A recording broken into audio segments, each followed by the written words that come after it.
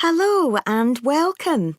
My name's Heather McCallum and I'm one of the potters who work here at Edelman Pottery. Before we go into the workshop, I just want to say a bit about the craft of pottery. Then we'll have a look at the equipment and you can try making a pot of your own. Like many people, I'm sure you know that pottery as an art form is tens of thousands of years old, and we know this because it stands the test of time. Things like baskets and pictures don't survive in the earth in the same way that pots do. And even if ancient pots are found in small pieces, they still provide a lot of information about the past. There's no doubt that pottery has given archaeologists a fascinating insight into how ancient humans lived. The shape of an artifact may have been lost, but archaeologists can tell whether the pots were for, say, storage or cooking by examining the impressions on the clay, the scratches from tools. And the clay itself can reveal where the pots came from.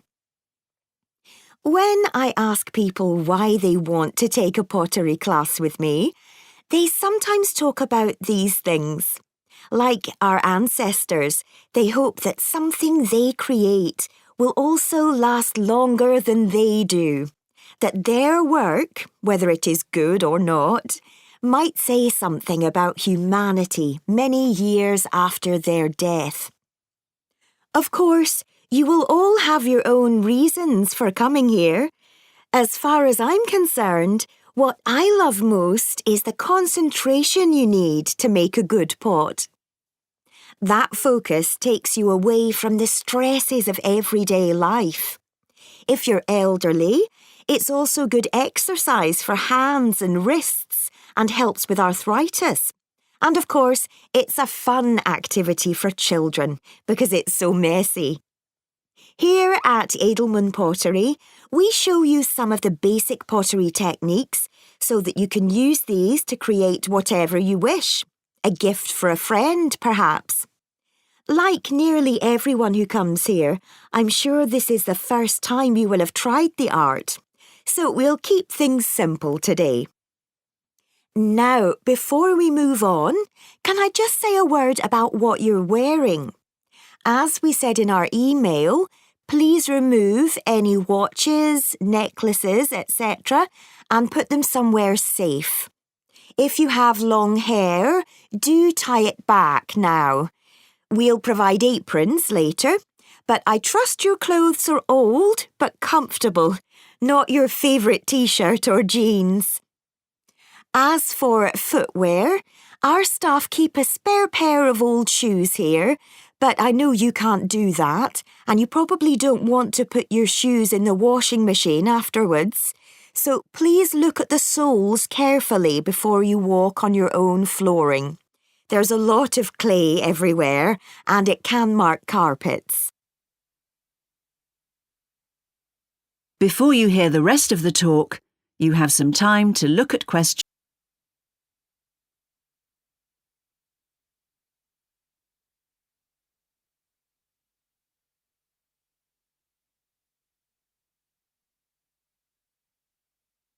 So now we're in the workshop.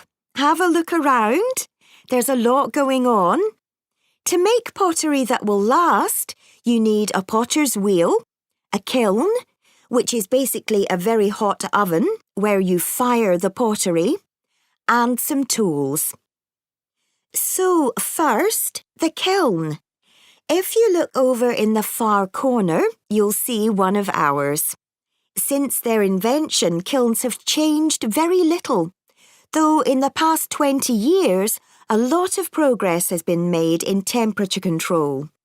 Basically, a kiln removes the water from clay at temperatures of around 1,000 degrees Celsius. This allows anything you've made to set permanently in shape. It's a pretty ugly, heavy object that's hard to keep in a house or flat, so most people don't have one. You may think, can't I use my oven? Well, that's possible, but domestic ovens don't really get hot enough, and eventually the clay will crack and fall apart. Some people fire pottery in a fire pit outside, but bear in mind that can be dangerous. You also need to know about safety procedures for kilns as they release toxic compounds into the air. Every potter needs a potter's wheel. This machine is used to shape the clay into an object with circular walls or sides, such as a bowl. Its invention revolutionized the pottery industry, allowing multiple items to be produced in a day. The first potter's wheels were simple round tables that were turned by hand or using sticks, and most are still turned manually today. The user kicks their feet to set it in motion. So, unlike a kiln, the potter's wheel doesn't need power, though you can get ones that do. It's a straightforward piece of equipment, but very hard to master, as you will soon find out. People sometimes ask me how long it takes to get good at the art, and the answer is forever. You need guidance, which is why pottery is rarely a home-based hobby. Lastly, there are a number of different tools that potters use, depending on what they want to make. When you start, your hands can make all kinds of shapes and curves without relying on a sculpting tool. However, there are some basic tools that you will need to handle the clay on the wheel. Some look very strange and have even odder names that you may find hard to remember. Rather than go through them all now, I'll just name a few tools as we go along. We can provide these, and I wouldn't recommend spending money on them yet. So, let's try making a pot of your own.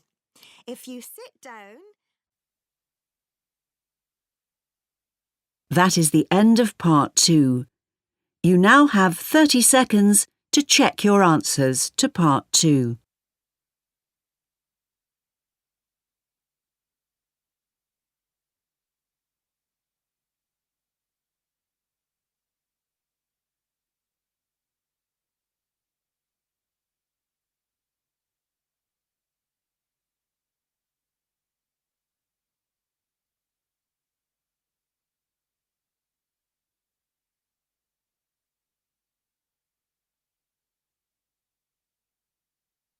Part 3.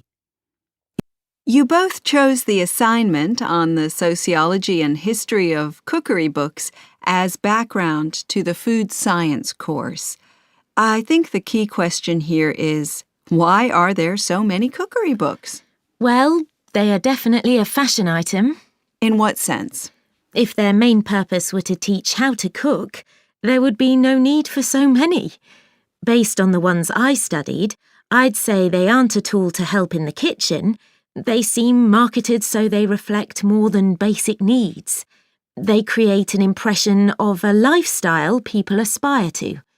I have friends with kids who have 1 or 2 books on parenting skills, but dozens of cookery books.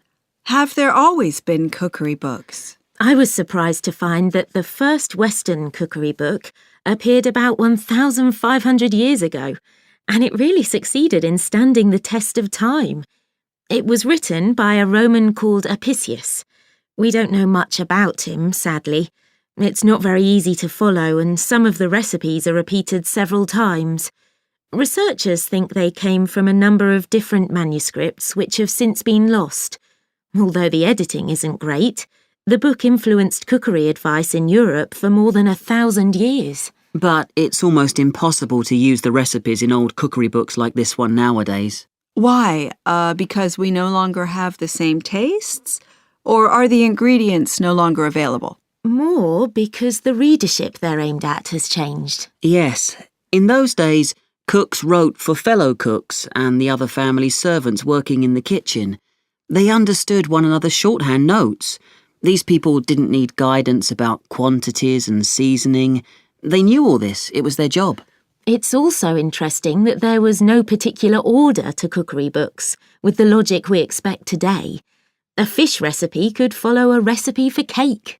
What does that show? That they were written and produced speedily? No, I think it indicates that they were not intended to be read for enjoyment.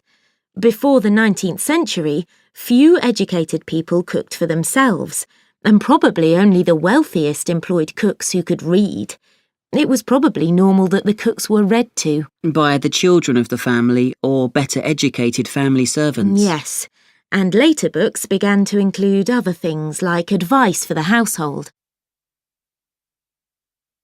Right. Well, let's move on. Now, you wanted me to talk about the recommended reading list for the modules for next term? What do you think of Analysis of Human Nutrition? It's not an easy read, but certainly covers a lot. More importantly, it really does focus on the latest ideas. It came out this year, so perhaps that's not surprising. But if you want to get some background detail, I'd look at food microbiology, which I think covers the development of food science since the beginning of the 20th century very well. Yes, that's the one with the old photos, isn't it? That's right. They don't really add anything to it, in my opinion. Food product development case studies is another important text, and the research is very thorough, and that is useful for your further reading, too. How about core scientific disciplines in food science? I had a look at it and it seems quite light. Don't let the length or lack of it put you off. That's its attraction. It's very simple and concise. What do you recommend to help us prepare for our work experience? Marketing food products is a little traditional, though at the time people said it had a fresh approach. However, it's worth looking at the bibliography. It'll be a useful starting point for further reading. What about food composition? There are hundreds of titles in the library. Where do we start? Easy. You want The Science of Food Composition. No other book matches it. It really helps you understand the topic. Make sure you do the tasks at the end of each section. That's its strength. Right. The opportunity for independent study. Well, I hope that's helpful to you. Yes, thanks. Thanks. That is the end of part 3. You now have 30 seconds to check your answers to part 3.